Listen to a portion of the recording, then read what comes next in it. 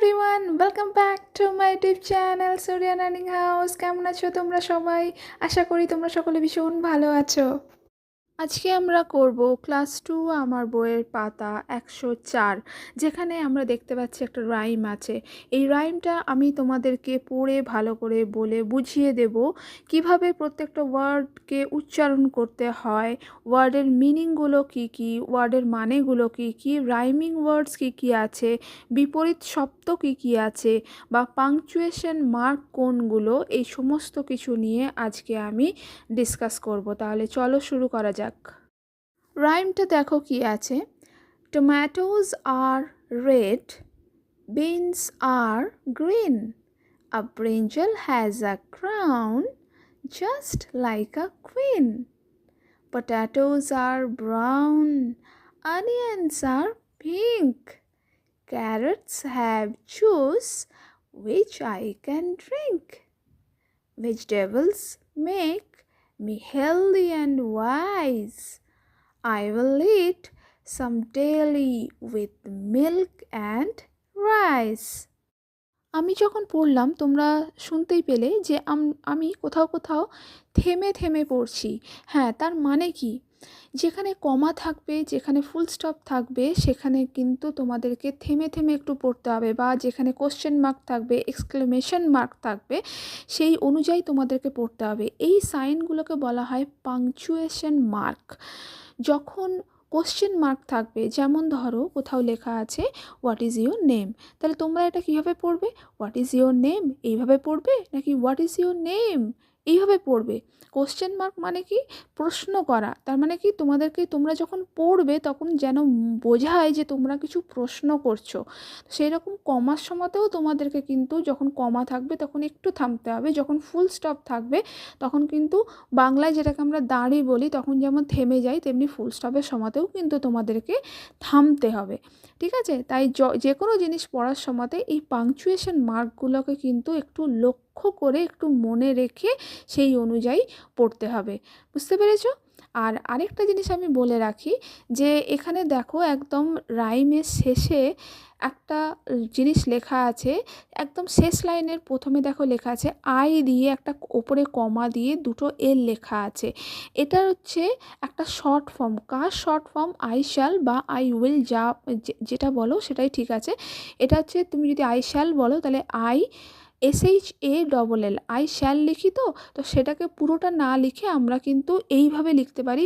I লিখে একটা ছোট্ট ওপরে কমা দিয়ে তারপরে দুটো এল লিখলেও এটাকে কিন্তু বোঝায় যে আই শ্যাল। বুঝতে পেরেছো? এরপরে রাইমটার মানেটা আমরা কি দেখি। টমেটোজ আর রেড, তার মানে কি, টমেটোর রঙটা হচ্ছে লাল, সেটাই বোঝাতে চেয়েছে যে টমেটোটা হচ্ছে লাল। কোনো কিছুর কালার যখন আমরা এক্সপ্লেন করে থাকি ইংলিশে, তখন সেটাকে ইজ আর এইভাবেই কিন্তু আমরা বলি। ধরো আমার কাছে একটা সবুজ রঙের জামা আছে, তাহলে আমরা কী বলবো, বা আমার জামার কালারটা হচ্ছে সবুজ। My colour of my dress is green, তার মানে কি, my dress is green colour, তার মানে কি আমার জামাটা হলো সবুজ রঙের। বা আমটা হলো হলুদ, ম্যাঙ্গো ইজ ইয়েলো, পেনটা হচ্ছে কালো রঙের, দ্য পেন ইজ ব্ল্যাক। ঠিক আছে? তো ব্ল্যাক মানে তোমার ব্ল্যাক কালার বললেও যা বোঝাবে, শুধু ব্ল্যাক বললেও তাই বোঝাবে। তার মানে কি, এই ধরনের সেন্টেন্সগুলো থেকে আমরা কি বুঝতে পারবো, যে টমেটোজ are red, beans are green, তার মানে কি এগুলোর কালারগুলো কি, এদের রঙগুলো কি, সেইটা এখানে বোঝানোর চেষ্টা করেছে। ঠিক আছে? বিনস আর গ্রিন, তার মানে কি, বিনস যে আমরা খাই সেই বিনগুলো হচ্ছে সবুজ রঙের। A brinjal has a crown, brinjal মানে কি, ব্রিঞ্জল মানে হচ্ছে বেগুন, ক্রাউন মানে হলো এখানে মুকুট। রানীর মাথায় আমরা দেখেছি যে বিভিন্ন ধরনের দামি পাথর খচিত মুকুট রানী সবসময়তে পরে থাকে। তো বেগুনের মাথায় যে ডাঁটিটা দেখতে পাই আমরা, সেটাকেও মুকুটের সাথে এখানে তুলনা করা হয়েছে, যেন মনে হচ্ছে বেগুনও একটা মুকুট পরে আছে। তাই এখানে লেখা আছে যে a brinjal has a crown just like a queen, মানে কুইনের মতো ঠিক মনে হচ্ছে বেগুনও একটা ক্রাউন পরে আছে, একটা মুকুট পরে আছে। তারপরে দেখো, পটাটোজ আর ব্রাউন, অনিয়ন্স আর পিঙ্ক।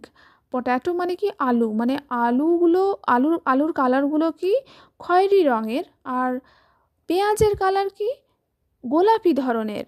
এখানে গোলাপির সাথে পেঁয়াজের কালারটাকে তুলনা করে বলেছে। Carats have juice which I can drink.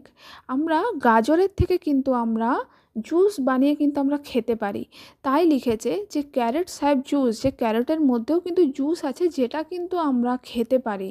ঠিক আছে, carats have juice which I can drink, যেটা কিন্তু আমরা পান করতে পারি, আমরা খেতে পারি।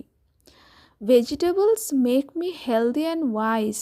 আমাদেরকে যদি সুস্থ থাকতে হয়, আমাদেরকে যদি বুদ্ধিমান হতে হয়, তাহলে আমাদেরকে কিন্তু ফ্রুটস অ্যান্ড ভেজিটেবলস কিন্তু খুব বেশি করে আমাদেরকে খেতে হবে, যেটা আমাদেরকে সুস্থ রাখতে সাহায্য করবে। তো তাই এখানে লিখেছে যে vegetables make me healthy and wise. Wise মানে হচ্ছে জ্ঞানী বলো বা বুদ্ধিমান বলো, যাই বলো, ঠিক আছে। আর হেলদি মানে স্বাস্থ্যবান, ঠিক আছে। I will it some daily with milk and rice. আমরা তো প্রত্যেক দিনই ভাত আর দুধ তো আমরা খাই, আমরা তো দুধ ভাত তো আমরা তো আমাদেরকে খেতেই হবে। আর তার সাথে আমাদেরকে বলেছে যে কিছুটা হলেও কিন্তু ভেজিটেবলস কিন্তু একদম খেতে হবে। So I will it some daily মানে কিছুটা পরিমাণ, ডেলি মানে হচ্ছে প্রত্যেক দিন কিছুটা করে কিন্তু আমাদেরকে খেতে হবে। কোনটা? ভেজিটেবলসগুলো। কার সাথে? মিল্ক আর রাইসের সাথে। মিল্ক আর রাইস আমরা যেমন খাচ্ছি তেমনি তো খাবোই, তার সাথে আমাদের কিন্তু ফ্রুটস অ্যান্ড ভেজিটেবলস এগুলোকেও কিন্তু আমাদেরকে খেতে হবে। বুঝতে পারলে? এখন যদি তোমাদেরকে বলে যে তোমরা এই পার্টিকুলার রাইমটাতে কি কি কালার খুঁজে পেলে সেগুলো লেখো, তাহলে তোমরা কি বলবে? এমনিতে তোমরা তো অনেক কালারের নাম জানো, সেগুলো কিন্তু নয়। এই রাইমটাতে কি কি কালারের কথা বলা হয়েছে শুধুমাত্র সেটাই তোমাদেরকে লিখতে হবে। তাহলে তোমরা কি লিখবে? রেড, গ্রিন, ব্রাউন আর পিঙ্ক, এই চারটে কালারেরই কথা আমরা এখানে পেয়েছি। আর কি কি ভেজিটেবলসের নেম আমরা পেলাম? Tomatoes, beans, brinjal, potatoes, onions and carats. এগুলো সব হচ্ছে ভেজিটেবলস, ঠিক আছে। টমেটোস বলবে, টমেটোস বলবে না। টমেটো কথাটা হচ্ছে বাংলাতে বলে টমেটো, ইংলিশে বলে টম্যাটোস বা টমেটো, ঠিক আছে। বিনস হচ্ছে অনেকগুলো বিনস আছে বলে এখানে এস যোগ করেছে। যদি একটা বিন থাকতো তাহলে বলতো বিন। তেমনি টমেটোর ক্ষেত্রেও তাই, অনেকগুলো টমেটোজের কথা বলেছে বলে এখানে টমেটোজ বলছে, ইএস যোগ হয়েছে। যদি একটা টমেটো থাকতো তাহলে আমরা বলতাম টমেটো, ঠিক আছে। আর ব্রিঞ্জাল, এখানে একটা ব্রিঞ্জালের কথাই বলা হয়েছে, তাই যে ব্রিঞ্জালস লেখা নেই, ব্রিঞ্জাল লেখা আছে। ব্রিঞ্জাল মানে হচ্ছে বেগুন। পট্যাটোস তেমনি পটাটো এরকম বলবে না, পটাটো, ঠিক আছে। অনেকগুলো পটাটো আছে বলে পটাটোস বলছে।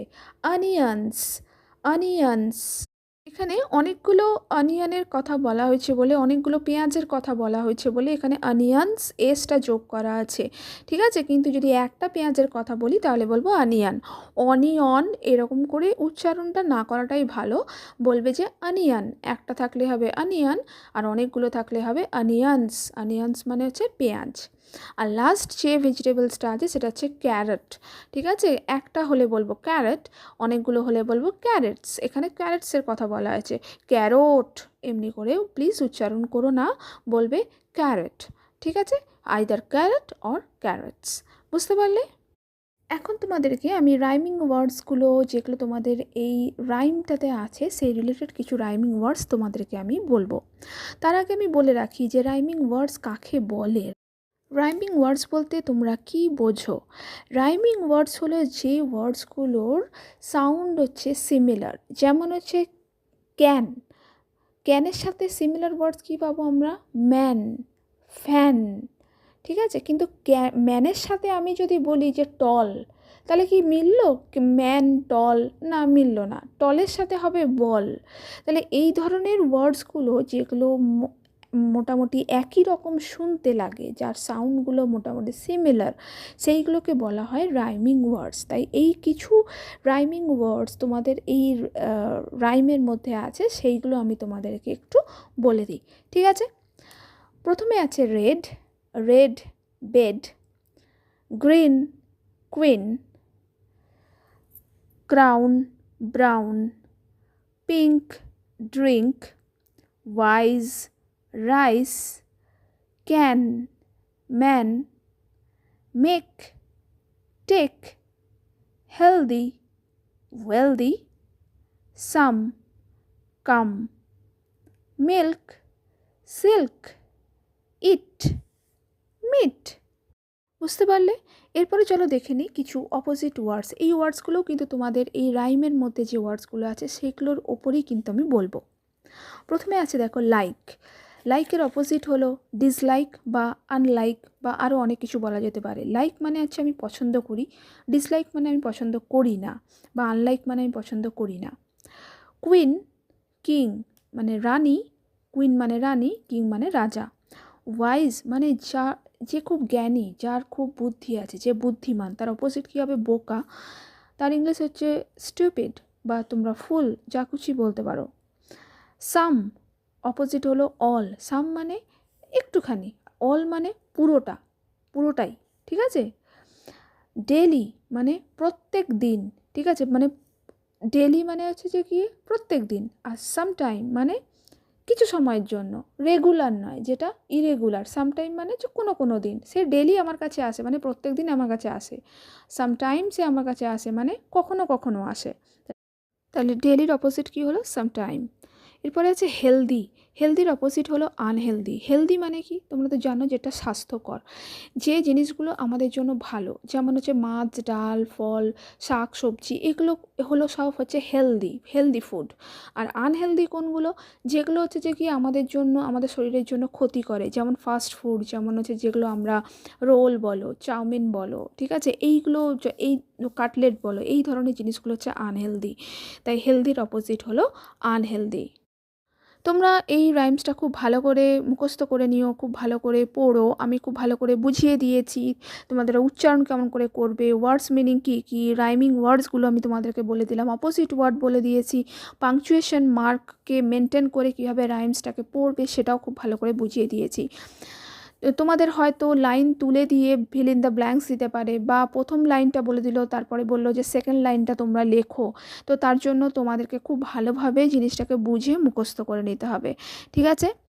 আজকের ভিডিওটা তোমাদের যদি কারুর ভালো লেগে থাকে তাহলে অবশ্যই ভিডিওর তলায় একটা লাইক করো, আর বন্ধুদের সাথে শেয়ার করতে কিন্তু ভুলো না। আর যারা আমার চ্যানেলে নতুন তারা অবশ্যই চ্যানেলটিকে সাবস্ক্রাইব করে নিও, আর সাবস্ক্রাইব লেখা বাটনটির পাশে যে বেল আইকনটি আছে সেটিকেও প্রেস করে রেখো, তাহলে আমি যখন কোনো নতুন ভিডিও পোস্ট করব তার নোটিফিকেশান সবার আগে তোমরা পেয়ে যাবে। আজকে যেটা বোঝালাম তোমাদের বুঝতে যদি কোনো অসুবিধে হয়ে থাকে তাহলে আমার ভিডিওটা বারবার দেখো, তাহলেই আমার মনে হয় তোমাদের আর কোনো অসুবিধে থাকবে না। তাহলে দেখা হবে আবার নেক্সট ভিডিওতে, and thank you so much for watching this video.